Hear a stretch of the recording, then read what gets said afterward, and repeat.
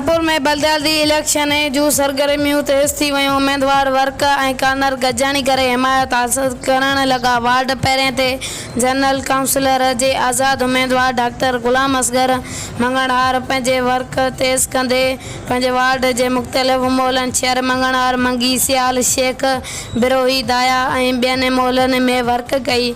मोहल्ले वारनि मां ॾींदे चयो त डॉक्टर गुलाम असगर मंगणहार जी शख़्सियत अनमोल आहे ऐं मुख़लिस इंसान आहे। असां जूं हमदर्दियूं संदसि सां गॾु आहिनि। डॉक्टर जो हमेशह असां सां साथ रहियो आहे ऐं रहंदो। उन मौक़े ते डॉक्टर गुलाम असगर मंगणहार चयो त इंशाअल्लाह अल्लाह तव्हां अवाम जे एतमाद ते पूरो लहंदुसि।